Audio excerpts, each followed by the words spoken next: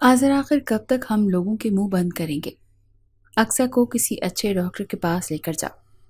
ये क्या बात होती है कि नसीब। ठीक है नसीब है मगर इलाज भी तो है ना। अम्मा बेगम की बात पर आज़र शाह ने उन्हें देखा। उनकी बात पर वो ये कह न सका कि इलाज तो वो करवा चुका है, और जो बात उसे पता चली थी वो ये बात अक्सा और उन्हें बताकर दुख नहीं देना चाहता था। आज़र तो दूसरी शादी। अम्मी प्लीज़, आप जानती हैं मैं ऐसा कभी नहीं करूँगा। मेरे लिए अक्सा से ज़्यादा कोई ज़रूरी नहीं है। अब आज आपने बोल दिया, प्लीज़ आइंदा मत कहिएगा। उसके चेहरे के तासुरात सख्त हुए थे। मज़ीद गंभीर लहजे में कहता वो गुस्से से कमरे से निकला था। ये वाहिद टॉपिक था जो आज़र शाह को गुस्सा दिलाता था, और आज भी यही हुआ था। गुस्से से भरा वो हवेली से निकला था जब अचानक सामने से आते वजूद से वो बुरी तरह टकराया था। इससे पहले वो नाजुक वजूद ज़मीन बोस होता। आज़र ने उसका हाथ थाम कर गिरने से बचाया था। सॉरी, मैंने देखा नहीं है। तो एक तरफ बैठ जाओ, समझ में नहीं आता कैसे कैसे अंधे लोग घूम रहे हैं हवेली में।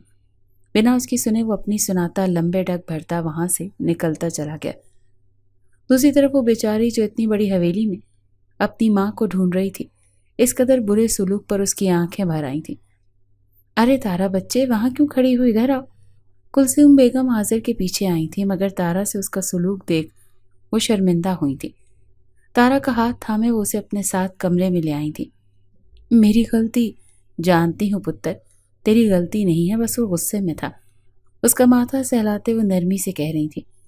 वो सुबह तो आई थी सुरैया के साथ, और उन्हें पहली नज़र में ही वो बड़ी बड़ी आंखों वाली परी बहुत अच्छी लगी थी। तो यहाँ बैठ आराम कर, मैं दवा भेजती हूँ।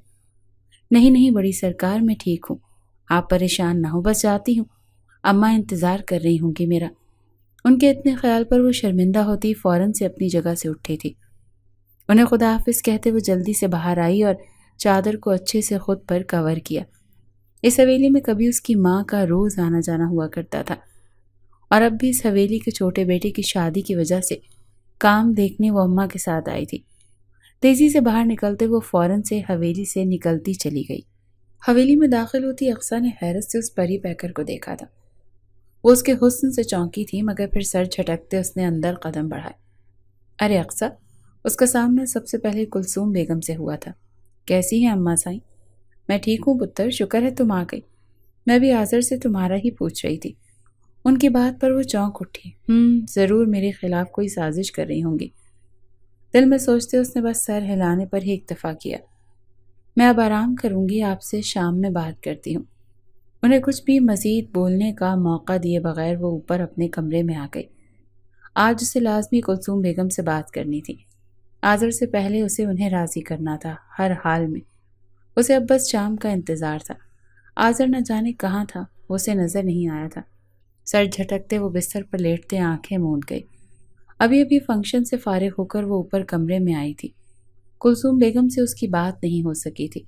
इसी बात ने उसे गुस्सा दिलाया था। क्या बात है, मूड ऑफ है मेरी जान का? अक्सर को पीछे से अपने हिसार में लेते आज़र ने अपनी थोड़ी उसके कांधे पर रखी। नहीं, बस मैं थक गई हूँ सोना, और सोना चाहती हूँ। उसके हाथ अपने गिर्द से हटाते वो अपनी ज्वेलरी समेटने लगी। उसने हैरत से उसका ये बुझा अंदाज देखा। अक्सर क्या हुआ है, कोई बात परेशान कर रही है क्या? वो एकदम से परेशान हो उठा था। कहा ना कुछ नहीं हुआ, सो जाओ आप, मैं ज़रा अम्मा बेगम को देख लूँ। आज़र को कहते वो फौरन से कमरे से बाहर गई थी। वो नीचे आई तो सामने ही अम्मा बेगम उसे लाउंज में बैठी नजर आई। अरे बेटा, तुम सोई नहीं? नहीं, मुझे नींद नहीं आ रही थी, और आपसे बात करनी थी कुछ। हाँ हाँ बेटा, कहो ना। अम्मा बेगम, मैं चाहती हूँ हम आज़र की दूसरी शादी कर दें। अक्सा? कुलसूम बेगम ने झटके से उसे देखा। मैं जानती हूँ आप कहीं न कहीं पोते की ख्वाहिश आपको भी है, और मुझे भी, कि मेरी औलाद हो, लेकिन मैं शायद ये नहीं कर सकती। लेकिन बेटा ऐसे, मैं आज़र को मना लूँगी अम्मा बेगम। बस आप कोई लड़की ढूंढ लें, मुझे कोई एतराज़ नहीं है शादी पर। उनका हाथ थामे वो नरमी से कहते अपनी जगह से उठ गई। और कुलसूम बेगम, वो तो बिल्कुल साकित बैठी थी। क्या वाकई ऐसा मुमकिन था कि वो अपने आज़र की औलाद देख सकेंगी? इस सोच ने ही उनके अंदर तवानाई सी भर दी थी। रात के फंक्शन के बाद वो ऊपर आई तो आज़र बिस्तर पर बैठा न जाने किस सोच में गुम था। क्या सोच रही है? उसके कंधे पर सर टिकाते वो मोहब्बत से बोली तो उसने हैरत से उसे देखा। मूड ठीक हो गया फाइनली आपका? मूड मेरा पहले भी ठीक था। हाँ, जब भी मुझसे दूर थी उसका अंदाज शिकायती था। मुझे आपसे बात करनी है। कहें क्या बात करनी है आपको? उसके बिखरे बालों को समेटते वो मुस्कुराया था। अक्सर ने एक नज़र उसे देखा। मैं चाहती हूँ आप दूसरी शादी कर लें। अक्सा? उसकी पुकार में बेयकीनी थी। जानती हूँ आपको सुनकर बुरा लगा है। बुरा? तुम ऐसा सोच भी कैसे सकती हो आखिर? किसने हक दिया तुम्हें कि तुम मेरी दूसरी शादी का सोचो? मैं मोहब्बत करता हूँ तुमसे अक्सा, मैं कभी ऐसा नहीं करूँगा। वो बुरी तरह भड़क उठा। मैं भी आपसे मोहब्बत करती हूँ। मुझे औलाद चाहिए, वो भी आपकी। मुझे कोई औलाद गोद नहीं लेनी। मुझे आपका बच्चा चाहिए। अगर आप ऐसा नहीं कर सकते तो मुझे छोड़ दें। उसने बिलाखिर कह ही दिया। उसने बेयकीनी से उसे देखा। अक्सा, ये मेरा आखिरी फैसला है, या तो दूसरी शादी या फिर मुझे तलाक। अपना फैसला सुनाते वो रुकी नहीं, सीधा कमरे से बाहर निकलती चली गई। हवेली में आज बारात थी। सुरैया बेगम की जिद पर तारा उनके साथ जा रहे थे। वो कभी शादियों में नहीं जाती थी, इसीलिए उसे उलझन हो रही थी। उसने सुरैया बेगम का दिया जामनी रंग का हल्के काम वाला सूट पहना। मेकअप के नाम पर काजल और लिपस्टिक लगाए वो जाने को तैयार थी। इतनी सादगी में भी उसका हुस्न अलग ही था कि शादी में आई हर औरत की नज़र उस पर ज़रूर ठहरती थी, और इन्हीं नज़रों से घबराते हुए सुरैया बेगम के पीछे छुपी जा रही थी। अक्सर ने बहुत गौर से उसका ये अंदाज नोट किया और फिर मुस्कुराई। उसे बिल्कुल ऐसी ही लड़की तो चाहिए थी आज़र के लिए। अम्मा बेगम, ये लड़की कैसी रहेगी हमारे आज़र के लिए? अक्सर के इशारे पर कुलसूम बेगम ने तारा को देखा तो चेहरे पर मुस्कुराहट आई। बहुत अच्छी रहेगी। लेकिन बेटा, आज़र तो नहीं माना अभी। वो लम्हे में मायूस हो गई। पिछले 3 दिन से अक्सा अपना कमरा अलग किया हुआ था, ना वो उससे बात कर रही थी। उसने कोशिश की मगर वो साफ इनकार कर गई। उसकी एक ही जिद थी कि वो उसकी बात माने, जो वो बिल्कुल भी नहीं मान सकता था। आप मायूस नहीं हो अम्मा बेगम, मैं हूं ना। जब मैंने कहा है वो मान जाएंगे तो समझें मान जाएंगे, और तारा के घर वाले भी मान जाएंगे। आप बेफिक्र रहें। उसने उन्हें तसल्ली दी और खुद तारा के पास आकर बैठ गई। उससे हल्के फुल्के अंदाज में बात करते वो जानना चाहती थी कि उसके काम के लिए ठीक भी है या नहीं। वो नतीजा यही निकला था कि वो वाकई अच्छी थी। अक्सर ने सोच लिया था कि आज़र के लिए तारा जैसी डरपोक लड़की ही ठीक रहेगी। बाबा साईं, आप यहाँ? वो कल रात से डेरे पर था। बारात के बाद वो फौरन यहाँ आ गया। अक्सर का रवैया उसे तकलीफ दे रहा था। तुम कल से यहाँ हो, घर क्यों नहीं आए? बस बाबा थक गया था तो यही सो गया। उसने उनसे नजरें चुराईं। बाप हूँ तुम्हारा मैं, बहुत अच्छे से जानता हूँ किस बात ने तुम्हें परेशान किया हुआ है। मैं क्या करूं बाबा? वो न जाने क्यों इतनी जिद पर अड़ गई है। वो बेबसी से गोया हुआ। उसकी बात मान लो। बाबा, आप भी यही कह रहे हैं? उसे बुरा लगेगा।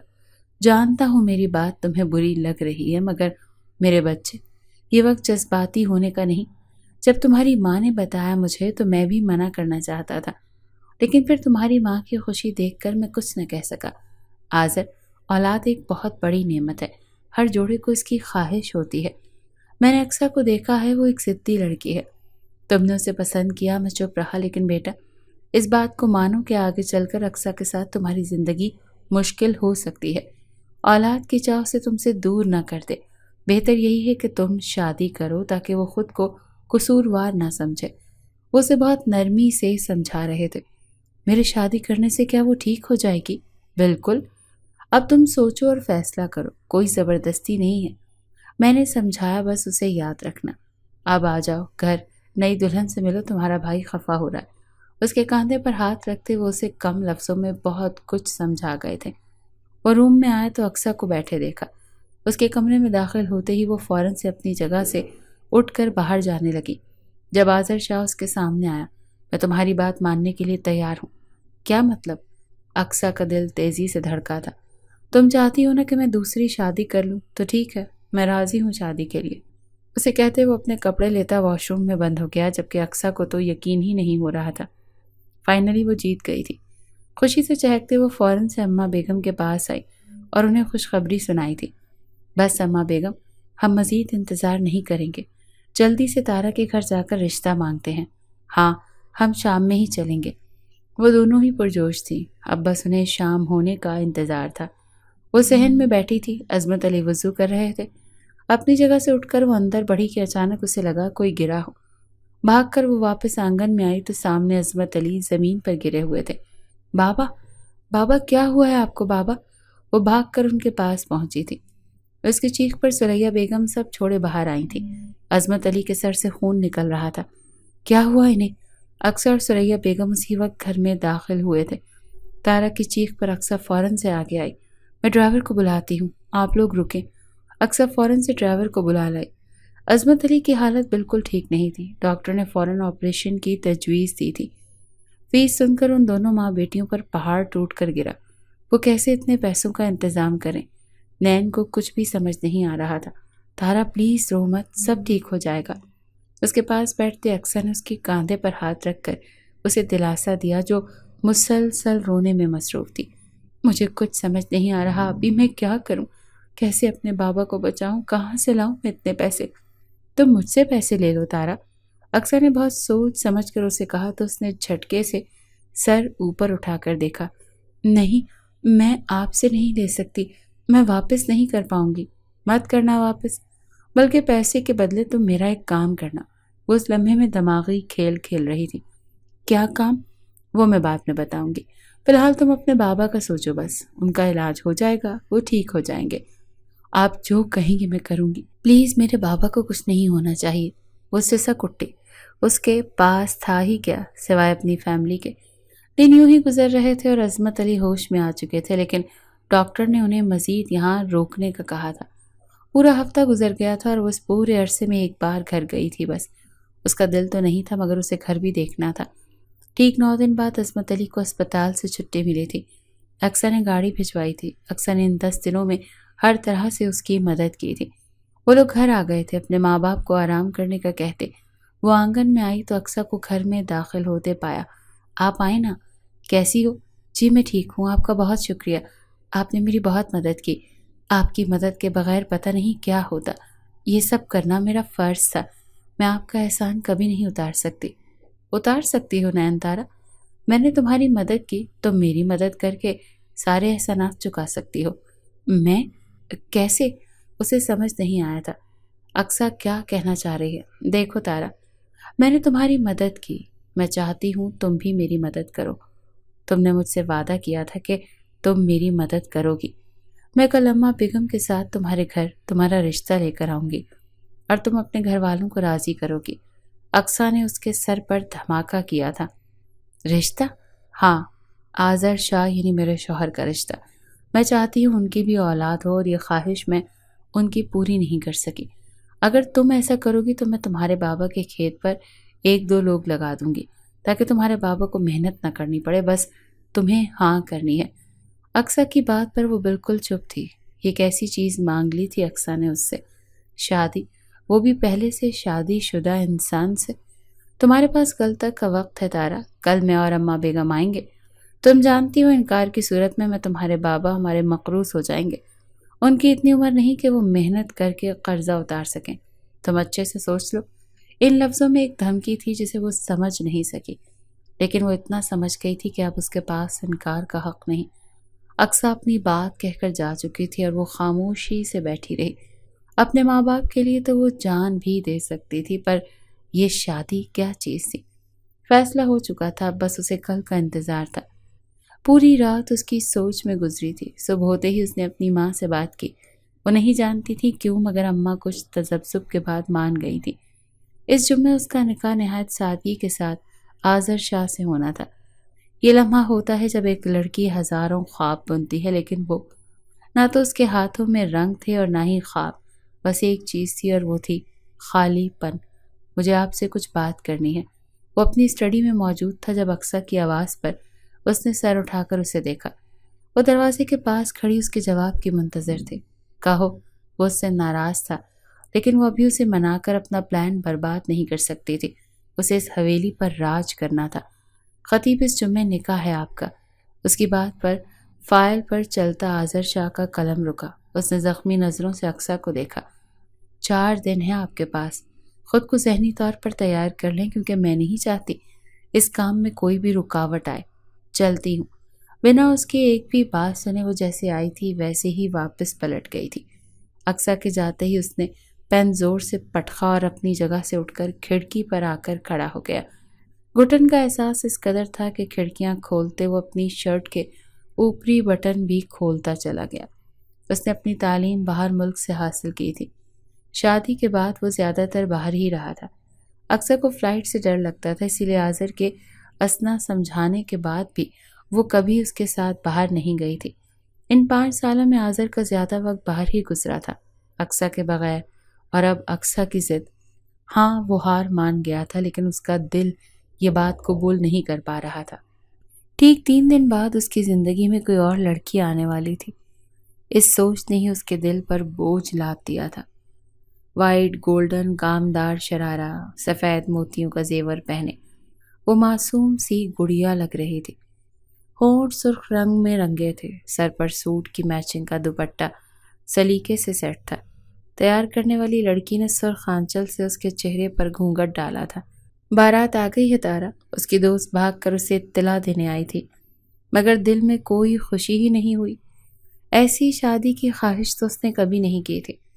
ثریا بیگم اقصیٰ کے ساتھ اندر آئیں تو وہ بیڈ پر سر جھکائے بیٹھی تھی۔ اقصیٰ نے گھونگھٹ ہٹا کر اس کا دعاشتہ روپ دیکھا تو دل پر سانپ لوٹے، مگر وہ کچھ نہیں کر سکتی تھی۔ نکاح کی رسم کا وقت ہوا تھا۔ وہاب شاہ کے ساتھ عظمت علی اس کے پاس آ کر بیٹھے۔ نکاح نامے پر دستخط کرتے اس کا دل خون کے آنسو رویا تھا۔ اپنے بابا کے گلے لگتے ہی ضبط کی تنابیں ہاتھ سے چھوٹیں اور وہ پھوٹ پھوٹ کر رو دی کہ اسے سنبھالنا مشکل ہو گیا۔ سب کی آنکھیں نم تھی۔ کلثوم بیگم کے کہنے پر اسے باہر لایا گیا جہاں وہ بیٹھا تھا۔ سفید کلف لگے شلوار قمیص پر سیاہ شال ڈالے وہ بہت ہی سنجیدہ اور لیے دیے انداز میں بیٹھا تھا، جیسے اس کا نہیں کسی اور کا نکاح ہوا ہے۔ حویلی میں اس کا استقبال نہایت ہی اچھے سے کیا گیا تھا۔ آذر اس کے ساتھ اندر نہیں آیا تھا۔ تھوڑی دیر بعد اسے ایک کمرے میں لا کر بٹھا دیا گیا تھا۔ اقصیٰ بہت دیر تک اس کے پاس بیٹھی اسے سمجھاتی رہی، لیکن تارا نے ایک بات نوٹ کی تھی۔ کلثوم بیگم کے پاس ہونے کی وجہ سے اقصیٰ اپنے لفظوں میں بہت محتاط تھی۔ اماں بیگم اب تارا کو آرام کرنے دے، ہمیں چلنا چاہیے۔ ہاں ٹھیک ہے بچے، آرام کرو، تھوڑی دیر میں آذر آتا ہی ہوگا، اسے پیار دیتے وہ اٹھی تھی۔ اقصیٰ ان کے ساتھ ہی کمرے سے باہر نکلی اور ان دونوں کے جاتے ہی اس نے گہرا سانس لیا۔ جب رکے آنسو عارضی طور پر بہتے چلے گئے۔ کیسی شادی تھی یہ، ایسی شادی تو نہیں سوچی تھی اس نے کبھی اپنی۔ دل میں درد ہوا تھا مگر وہ سب کچھ نہیں کر سکتی تھی۔ اس کی زندگی کی ڈور اب اس انجان شخص کے ہاتھ میں تھی۔ وہ پچھلے 2 گھنٹوں سے ایک ہی زاویے میں بیٹھی تھی، کمر درد سے اکڑ گئی تھی، اس سے مزید بیٹھا نہیں جا رہا تھا، نیند سے آنکھیں بوجھل ہو رہی تھیں، اب تو آنسو بھی خشک ہو چکے تھے۔ اسے سمجھ نہیں آ رہا تھا سوئے یا مزید انتظار کرے۔ وہ اپنی سوچوں میں گم تھی جب دروازہ کھلا۔ آذر نے کمرے میں قدم رکھا تو سامنے ہی بیڈ پر وہ گھونگھٹ میں چھپا وجود دیکھ دروازے پر اس کے ہاتھ کی گرفت مضبوط ہوئی تھی۔ دروازہ لاک کرتے وہ قدم قدم اس کی جانب بڑھا تو بیڈ پر بیٹھی دلہن کا دل کانپا تھا۔ آپ کو اچھے سے پتا ہوگا کہ آپ سے میری شادی کس وجہ سے ہوئی ہے۔ اگر نہیں پتا تو میں آپ کو بتا دوں، آپ سے شادی صرف میں نے اقصیٰ کی خواہش پر کی ہے۔ اسے اولاد کی چاہتی، میں اس کی ضد کے آگے مجبور تھا۔ نہیں پوری کرتا ضد تو وہ مجھے چھوڑ دیتی، اور وہ آج ہی اس پر اس کی حیثیت واضح کر رہا تھا۔ میں امید کرتا ہوں کہ آپ مجھ سے کوئی امید نہیں لگائیں گے، کیونکہ میرے پاس آپ کو دینے کے لیے محبت نہیں ہے۔ ہاں آپ کی ضروریات پوری کرنا مجھ پر فرض ہے، لیکن محبت وہ میں آپ سے کبھی نہیں کر سکتا۔ 2 ٹوک انداز۔ اس کی آنکھ سے ایک آنسو ٹوٹ کر گال پر بہا تھا۔ وہ مزید کچھ کہتے کہتے ایک دم رکا۔ گھونگھٹ کے پیچھے اس کا چھپا وجود ہولے ہولے کانپ رہا تھا۔ اسے اپنے لفظوں کی سنگینی کا اچھے سے ادراک ہوا تھا۔ وہ رو رہی تھی۔ آذر نے اپنے لب سختی سے بھینچے۔ آپ جائیں، چینج کر لیں، سرد لہجے میں اسے کہتا وہ الماری سے اپنے کپڑے نکالنے لگا۔ تبھی اس کے کانوں سے چوڑیوں کی آواز ٹکرائی۔ اقصیٰ کو بالکل پسند نہیں تھا یہ شور۔ دروازے پر آذر کی گرفت مضبوط ہوئی تھی۔ خود پر ضبط کرتے وہ الماری ایسے ہی کھلی چھوڑتا بیلکنی میں چلا آیا۔ گھٹن اس قدر تھی کہ اس سے سانس بھی نہیں لیا جا رہا تھا۔ گہری سانس بھرتے اس نے خود کو ریلیکس کیا تھا۔ تھوڑی دیر بعد وہ کمرے میں واپس آیا تو کمرہ خالی تھا، وہ کہیں نہیں تھی۔ اپنے کپڑے لیے وہ ڈریسنگ روم میں بند ہو گیا۔ چینج کر کے وہ باہر آیا تو سامنے کھڑی لڑکی کو دیکھ اس کے قدم تھمے تھے، کمر سے نیچے تک آتے بال کھلے تھے۔ اس کی پشت آذر کی طرف تھی۔ آہستہ سے قدم اٹھاتے وہ آگے ہوا تو اپنے پیچھے اس کی موجودگی محسوس کی اور وہ بری طرح سے گھبراتے ہوئے پلٹی تھی۔ شہد رنگ آنکھیں خوف سے پھیلی۔ وہ اس پر جائز حق رکھتا تھا لیکن اس سے محبت نہیں کرتا تھا، اور آذر شاہ کے لیے محبت کے علاوہ کچھ بھی ضروری نہیں تھا۔ اس کے پہلو سے گزرتے وہ بستر پر دراز ہوا، مگر آج یہ بستر بھی اسے بے سکون کر رہا تھا۔ آپ اقصیٰ بی بی کے پاس جانا چاہتے ہیں تو جا سکتے ہیں، میں کسی سے ذکر نہیں کروں گی۔ وہ جو سر جھکائے بیڈ پر بیٹھا تھا، اس کی آواز پر آذر نے سر اٹھا کر اسے دیکھا، جو سر جھکائے بے چینی سے اپنی انگلیاں مروڑنے میں مصروف تھی۔ بیٹھو جی۔ اس کی روبدار آواز کو دھڑکتے دل کے ساتھ تارا نے سر اٹھا کر اسے دیکھا تھا۔ میں نے کہا بیٹھو، وہ اتنی سختی سے بولا تھا کہ تارا کا دل کیا زور زور سے روئے۔ تم چاہتی ہو میں اقصیٰ کے پاس جاؤں تمہیں چھوڑ کر؟ یہی کہا ہے نا تم نے؟ وہ اس کی بات دہرا رہا تھا، جس پر ہولے سے اس بات میں سر ہلایا۔ اور تم کیا جواب دو گی سب کو؟ وہ بہت سنجیدگی سے اس کے چہرے کو دیکھ رہا تھا، جیسے کچھ کھوجنا چاہتا ہو۔ اس کے سوال پر وہ الجھی تھی، یہ تو اس نے سوچا ہی نہیں تھا۔ وہ تو بس اس شخص کو یہاں سے دور بھیجنا چاہتے تھے۔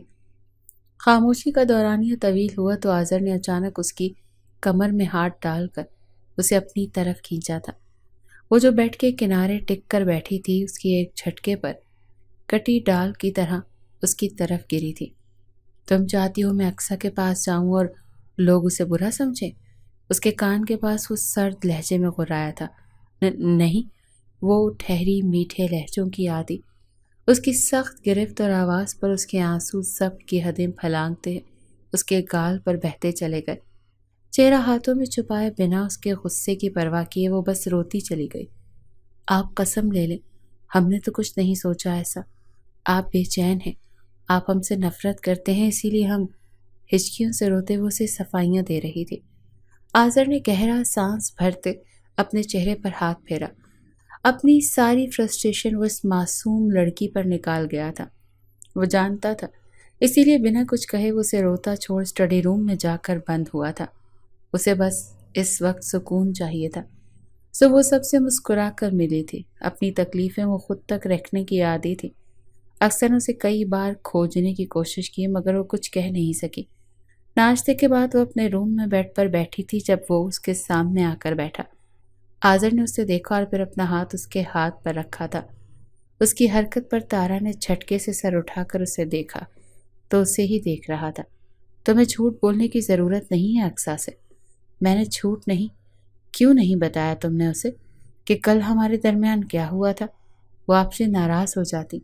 اس کے ہاتھ کے نیچے اپنے دبے ہاتھ کو نکالنے کی کوشش کرتے وہ ہلکان ہو رہی تھی، لیکن آذر شاہ کی گرفت اس کے ہاتھ پر مضبوط تھی۔ تم کیوں اس شادی کے لیے راضی ہوئی، وہ بھی یہ جان کر کہ میں شادی شدہ ہوں؟ کیا کمی تھی آخر تم میں ایسی؟ وہ لفظوں کے تیر چلاتا اس کے دل پر وار کر رہا تھا۔ تارا کے ہاتھ پر اس کی گرفت اتنی مضبوط تھی کہ انگلی میں پہنی انگوٹھی اس کی کھال میں دھس گئی تھی۔ تکلیف سے اس کی آنکھیں نم ہونے لگی تھیں۔ تم جیسی لڑکیوں کو میں اچھے سے جانتا ہوں، جو ان آنسوؤں سے دوسروں کو بیوقوف بناتی ہیں، لیکن میں بیوقوف نہیں ہوں نین تارا۔ یہ بھول ہے تمہاری کہ میں تمہیں کوئی مقام دوں گا۔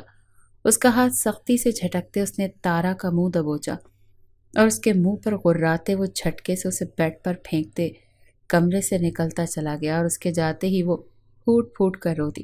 اس کا دم گھٹنے لگا تھا یہاں، اسے نہیں رہنا تھا یہاں۔ وہ کچھ بھی کر لے گی، کیسے بھی کر کے اقصیٰ کا دیا احسان اتار دے گی، مگر وہ یہاں نہیں رہے گی۔ اس نے سوچ لیا تھا۔ اماں بیگم کمرے میں آئیں تو اسے روتے دیکھ بری طرح گھبرا گئیں۔ تارا کیا ہوا ہے بیٹا، رو کیوں رہی ہو؟ کیا ہوا مجھے بتاؤ۔ اس کے تڑپتے سسکتے وجود کو دیکھ کر انہوں نے فوراً سے اسے اٹھاتے سینے سے لگایا تھا۔ مجھے گھر جانا ہے، پلیز آپ مجھے گھر بھجوا دیں، مجھے یہاں نہیں رہنا، مجھے گھر جانا ہے، میں بری لڑکی نہیں ہوں۔ وہ ہچکیوں سے رو رہی تھی، اس کا جسم کپ کپا رہا تھا۔ اما بیگم کی نظر اس کی انگلی پر پڑی جہاں پر بنے زخم سے خون رس رہا تھا۔ یہ کیسے ہوا؟ اس انگلی پر چوٹ کیسے لگی؟ ان کا دل انجانے خوف سے دھڑکا۔ مجھے گھر جانا ہے، پلیز جانے دیں۔ اس کی بس ہو گئی تھی۔ اچھا ٹھیک ہے، رونا تو بند کرو بیٹا، میں بات کرتی ہوں آذر سے۔ نہیں، آپ انہیں کچھ مت کہیں، وہ مجھ سے نفرت کرتے ہیں۔ اور وہ ہچکیاں لیتے اما بیگم کو ساری سچائی بتا گئی۔ وہ مزید اس رشتے کو نبھانے کی کوشش بھی نہیں کرنا چاہتی تھی۔ اس نے انہیں اقصیٰ کی سچائی سے آگاہ کر دیا تھا۔ آذر اقصیٰ کے پاس موجود تھا جو آنکھوں میں آنسو لیے پاس بیٹھی تھی۔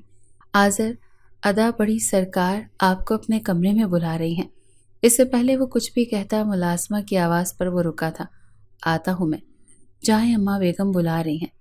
اقصیٰ کے کہنے پر وہ اس کے کمرے سے نکلتا نیچے اماں بیگم کے کمرے میں آیا تو وہ اسے بیڈ پر بیٹھی نظر آئیں۔ آپ نے بلایا تھا؟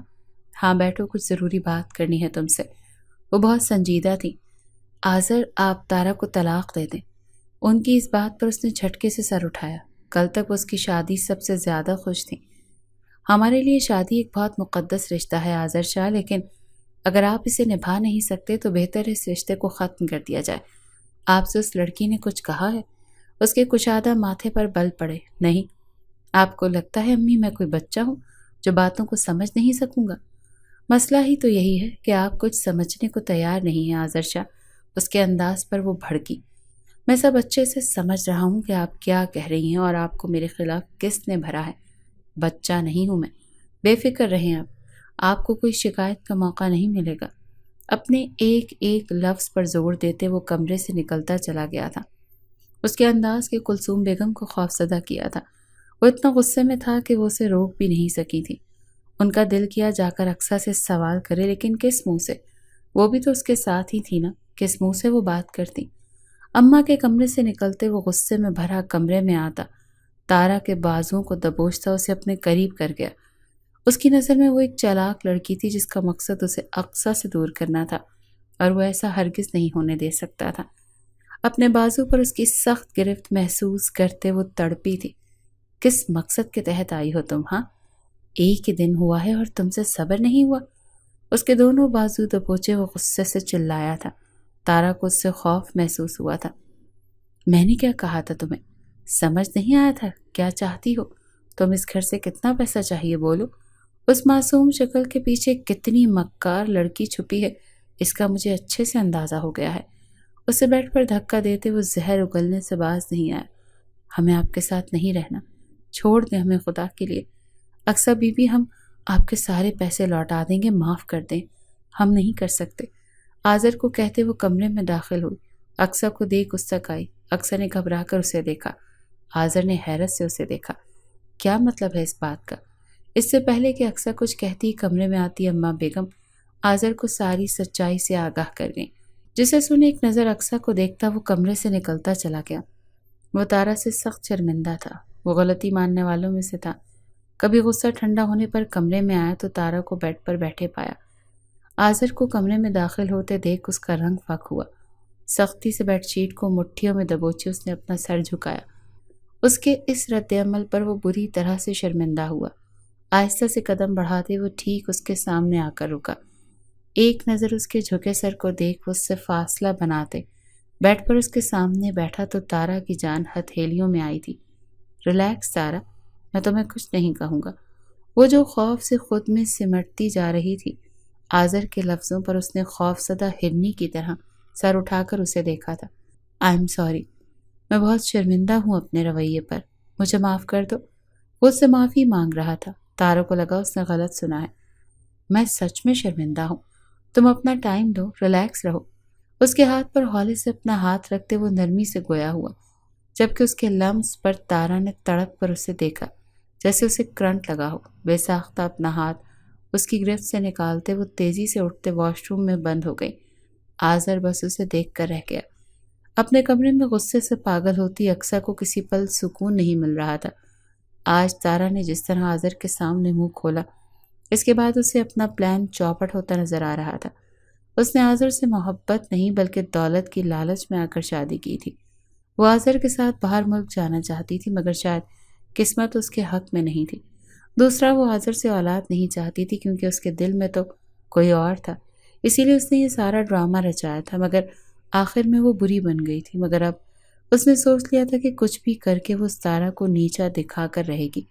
یہ سوچ آتے ہی وہ مسکراتے اگلا لاہے عمل تیار کرنے لگی، کیونکہ اب اسے تارا کو جلد از جلد اس گھر سے باہر نکالنا تھا۔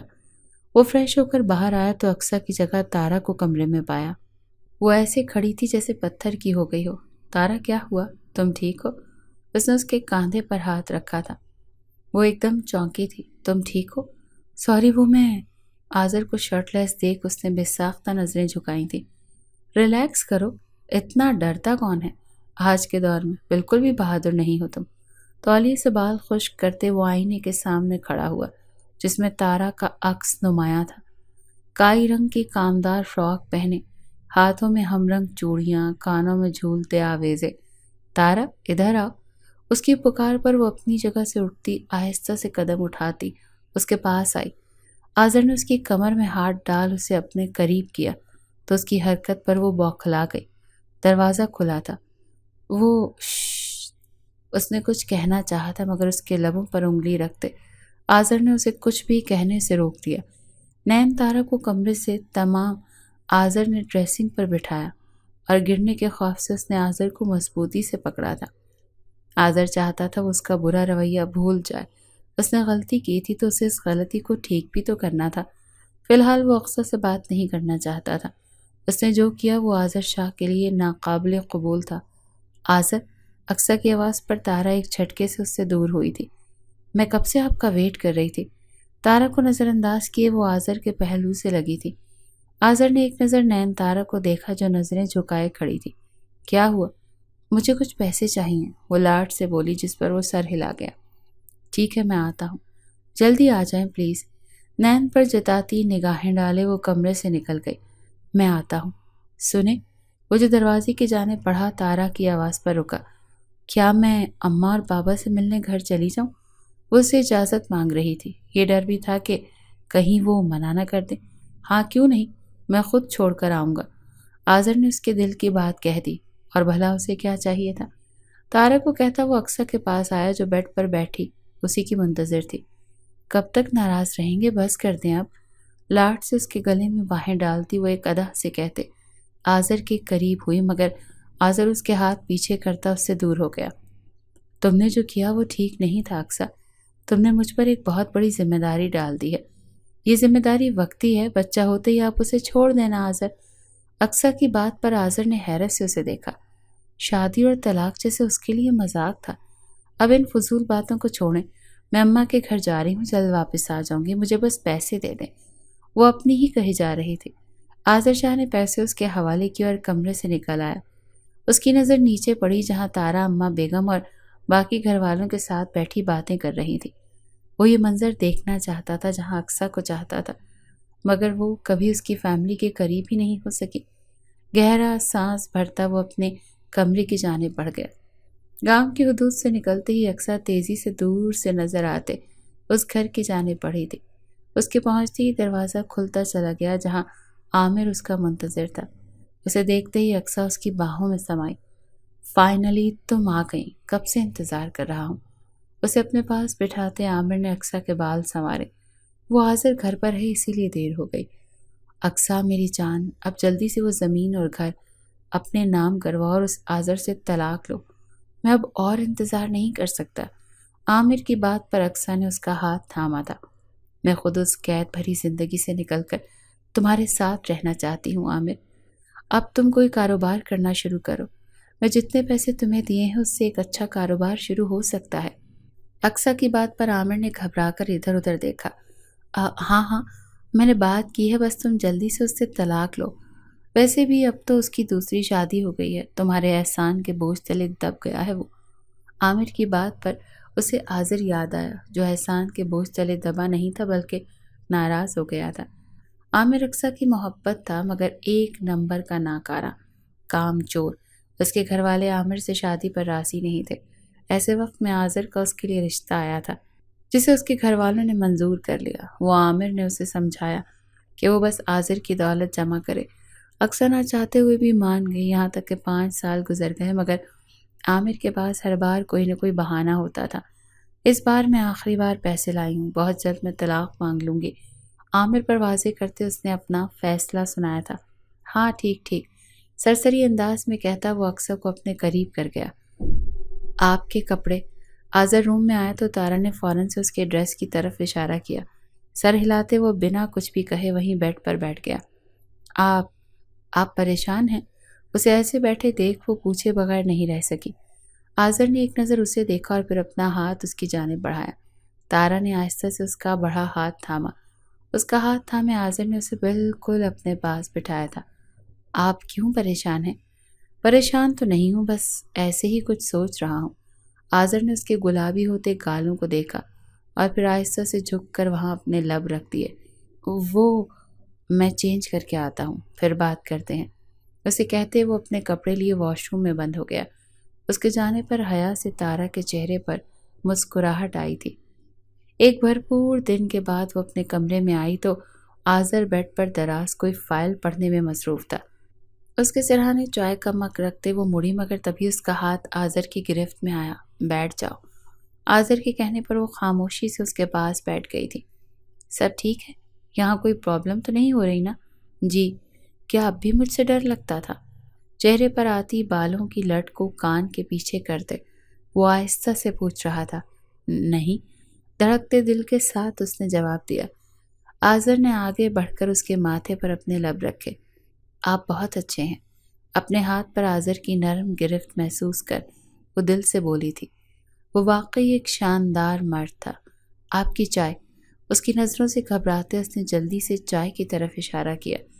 اس کی گھبراہٹ پر آذر مسکرا دیا۔ مجھ سے اتنا کیوں گھبراتی ہیں آپ؟ ایسا تو نہیں ہے۔ اس کا دل دھڑکا تھا۔ چلے اگر ایسا ہے تو آج رات پتہ چل جائے گا، زومائنی انداز میں کہتے وہ اس کے چھکے چھڑا گیا تھا۔ میں آتی ہوں۔ گھبرا کر وہ کمرے سے نکلتی چلی گئی۔ اس کے جاتے ہی آذر کے چہرے پر مسکراہٹ آئی تھی۔ آذر اور تارا کو خوش اور مطمئن دیکھ اقصیٰ کے سینے پر سانپ لوٹ رہے تھے۔ حالانکہ آذر اسے بھی برابر وقت دیتا تھا۔ اس نے اپنا پلان بنا لیا تھا، اسے بس خاص وقت کا انتظار تھا اور وہ خاص وقت جلدی آ گیا۔ تارا امید سے تھی۔ ایسے میں حویلی میں خوشی کی لہر دوڑ گئی۔ پورے گاؤں میں مٹھائی بانٹی گئی۔ باپ بننے کے احساس نے ہی آذر شاہ کے خون کو بڑھایا تھا۔ ایسا جذبہ وہ پہلی بار محسوس کر رہا تھا۔ وہ خوش تھا، اس نے بے حد خوش، اور اس کی اسی خوشی کو غارت کرنے اقصیٰ اس کے پاس آئی۔ مبارک ہو آذر۔ تمہیں بھی بہت مبارک ہو اقصیٰ۔ مسکرا کر کہتے اس نے اقصیٰ کا ہاتھ تھاما اور اسے اپنے پاس بٹھایا۔ اب آپ کی فیملی بن گئی ہے آذر، ہے نا؟ تو کیوں نہ آپ مجھے ماں بننے کا تحفہ دیں، کیونکہ میں بھی تو ماں بنوں گی نا۔ اس کی بات پر آذر شاہ مسکرایا۔ بالکل، جو حکم کرو، کیا چاہیے؟ مجھے وہ مری والا گھر بہت اچھا لگتا ہے، کیا آپ اسے میرے نام کر سکتے ہیں؟ اس کی فرمائش پر آذر شاہ نے ایک نظر اسے دیکھا۔ تم نے جو میرے اور میرے گھر والوں کے لیے کیا ہے، اس کے بعد میں کچھ بھی کر سکتا ہوں۔ میں آج ہی وکیل سے بات کرتا ہوں۔ آذر کی بات پر اقصیٰ کھل کر مسکرائی۔ جیسا اس نے سوچا تھا ویسا ہی اگلے 4 دن میں کاغذات بن چکے تھے۔ وہ گھر اس کے نام ہو رہا تھا۔ اس کے دل میں خوشی بڑھ رہی تھی تو وہیں تارا کے لیے نفرت جڑ پکڑتی جا رہی تھی۔ وہ آذر شاہ سے تارا کو دور کرنا چاہتی تھی، بس نفرت کی وجہ سے۔ اس کے لیے وہ اپنا اگلا لاہ عمل تیار کرنے لگی، مگر وہ نہیں جانتی تھی کہ اس بار وقت اس کے ساتھ نہیں ہے۔ وقت تیزی سے گزر رہا تھا، سب کی زندگیاں معمول کے مطابق چل رہی تھیں۔ آذر تارا کو زیادہ توجہ دینے لگا تھا۔ آذر کی محبت پاتے ہی وہ کھل اٹھی تھی۔ حویلی میں خوشیاں لوٹ آئی تھیں۔ اقصیٰ سب کو خوش دیکھ کر اکثر اپنی جان جلاتی رہتی تھی، کیونکہ وہ ان سب کو خوش نہیں دیکھنا چاہتی تھی، خاص کر تارا کو۔ تارا کو آذر کی زندگی میں لانے کا فیصلہ اس کا تھا، مگر وہ جانے سے پہلے اسے تارا کو بھی برباد کرنا چاہتی تھی۔ یہ انہی عام دنوں میں سے ایک دن کی بات تھی۔ آذر اپنے کسی کام سے شہر گیا ہوا تھا اور ایسے میں اقصیٰ کو عامر کی یاد شدت سے آ رہے تھے۔ وہ اسے خوشخبری سنانا چاہتی تھی کہ بہت جلد وہ اور عامر شادی کر سکتے ہیں۔ اس نے فیصلہ کر لیا تھا کہ وہ آذر سے اب طلاق کی بات کرے گی، کیونکہ زمین پیسہ اس کے ہاتھ میں تھا۔ وہ عامر کے ساتھ سکون بھری زندگی کی شروعات کرنا چاہتی تھی۔ یہی سوچ کر وہ دن میں سب کے سونے کے بعد خاموشی سے حویلی سے باہر نکل آئی، بنا کسی کی نظروں میں آئے۔ وہ خاموشی سے سنسان راستے پر چلتی عامر کے گھر کے باہر آ کر رکی۔ عامر سے ملاقات کے بعد وہ خوشی خوشی واپس حویلی آئی، مگر اسے بہت بڑا جھٹکا لگا تھا، کیونکہ لاؤنج میں ہی سب موجود تھے اور انہی سب لوگوں میں ایک آذر بھی تھا جو اسے خاموش نظروں سے دیکھ رہا تھا۔ اس کے چہرے پر کرب بھرے آثار تھے، جیسے وہ کسی بات پر اس سے خفا ہو یا اس کا دل پوری طرح ٹوٹا ہوا ہو۔ کہاں گئی تھی اقصیٰ؟ کس سے مل کر آ رہی ہو؟ اس کے سوال پر اقصیٰ نے گھبرا کر آذر کو دیکھا، جو اٹھ کر اس کے سامنے کھڑا ہوا تھا۔ آذر، میں صرف سچ سننا چاہتا ہوں۔ جھوٹ مت بولنا اقصیٰ۔ وہ سنجیدہ تھا۔ اقصیٰ کو لمحے کو اس سے خوف آیا تھا۔ اقصیٰ نے گھبرا کر سب کو دیکھا۔ تارا کو دیکھ اس کے جسم میں آگ لگی تھی۔ کہیں نہیں گئی تھی۔ کیا ہو گیا ہے آپ کو آذر؟ ضبط کرتے اس نے آذر کو پرسکون کرنا چاہا، تبھی اماں بیگم آگے بڑھی اور ایک تھپڑ اس کے منہ پر دے مارا۔ جس آوارہ عاشق سے تم مل کر آ رہی ہے نا، وہ آیا تھا یہاں پر۔ ان کی بات پر اقصیٰ نے بے یقینی سے اسے دیکھا۔ سب کچھ بتا کر گیا ہے وہ؟ ایسا نہیں ہو سکتا، آپ لوگ جھوٹ بول رہے ہیں۔ ابھی کچھ ہی وقت پہلے تو وہ عامر کے سارے کاغذات اور پیسے دے کر آئی تھی۔ وہ آیا تھا اور چلا گیا واپس، تمہاری سچائی ہمیں دکھا کر، آذر نے کرب سے اس سے کہا تھا۔ اور آپ یقین کر رہے ہیں اس کی بات کا؟ اگر اپنی آنکھوں سے نہ دیکھا ہوتا تو شاید یقین نہ کرتا۔ جس وقت اقصیٰ عامر کے پاس جا رہی تھی، آذر اسے دیکھ کر چونکا اور اس کے پیچھے گیا، جہاں اس نے آذر اور اقصیٰ کو جس طرح دیکھا وہ ناقابل برداشت تھا۔ یہ سچ جانتے ہی اقصیٰ کی ہوائیاں اڑی تھیں۔ بہت اچانک ہی آگے بڑھتے اس نے تارا کو بری طرح دھکا دیا۔ سنبھلنے کی کوشش کرنے کے باوجود وہ بری طرح سے زمین پر گری تھی اور اس کی چیخیں پوری حویلی میں گونجی تھی۔ آذر گھبرا کر اس کے پاس آیا، جو تکلیف سے پاگل ہو رہی تھی۔ بنا کسی کی پرواہ کیے وہ تارا کو لیے اسپتال بھاگا تھا۔ اسپتال کے کوریڈور میں ٹہلتے آذر مضطرب تھا۔ تارا اندر تھی اور اس کی حالت نازک تھی۔ وہ تخلیق کے آخری مراحل میں تھی۔ ان 9 مہینوں میں وہ کتنی خوش رہی تھی، یہ صرف آذر جانتا تھا۔ کہیں نہ کہیں اس کے دل میں تارا کی محبت پروان چڑھ رہی تھی۔ اقصیٰ کا خود سے دور رہنا اس سے چھپا نہیں رہا تھا۔ اسے پچھلے 6 ماہ سے اقصیٰ کے افیئر کا پتہ تھا، مگر وہ خود پر ضبط پہرے بٹھائے اپنی آنکھوں سے سب دیکھنے کا متمنی تھا۔ اور آج جب یہ ہوا تو اس کا دل بس لمحے کو اداس ہوا، مگر پھر نارمل، جیسے وہ اس سے کبھی محبت کرتا ہی نہیں تھا، یا شاید پہلے سے ہی اس نے اپنے دل کو مضبوط کر لیا تھا۔ وہ اقصیٰ کی بے وفائی کا بدلہ کبھی تارا سے نہیں لے سکتا تھا، کیونکہ وہ جانتا تھا کہ ہر عورت بری نہیں ہوتی، اور آج تارا یہاں اسپتال میں تھی تو اس کا دل چیخ چیخ کر گواہی دے رہا تھا کہ تارا اس کے دل میں بس چکی ہے۔ ایک طویل صبر آزما انتظار کے بعد ڈاکٹر نے باہر آ کر خبر سنائی کہ ان کے یہاں بیٹا ہوا ہے۔ تارا ٹھیک تھی۔ یہ خبر سنتے ہی پوری حویلی میں خوشی کی لہر دوڑ گئی تھی۔ 1 ہفتے بعد تارا کو حویلی میں لایا گیا، جہاں اس کا شاندار استقبال ہوا۔ سب خوش تھے سوائے اقصیٰ کے، جس نے جائز رشتے کے ہوتے ہوئے بھی ناجائز کو چنا۔ آذر سے طلاق کے بعد وہ آذر کے پرانے گھر میں منتقل ہو گئی۔ وہ اس قابل نہیں تھی کہ کسی کا سامنا کر سکتی۔ اس کی یہی سزا تھی کہ وہ اپنے ہی ہاتھوں سے اپنا گھر جلا کر تباہ کر چکی تھی۔ وہ اکیلی رہ گئی تھی، کوئی اس کے پاس نہیں تھا۔ اس کی لالچ نے اسے برباد کر دیا تھا۔ دوسری طرف تارا اور آذر نے اپنے بیٹے کا نام محسن رکھا تھا۔ چاروں اور خوشیاں تھیں۔ اماں بیگم نے سب کی خوشیوں کی دعا کی تھی۔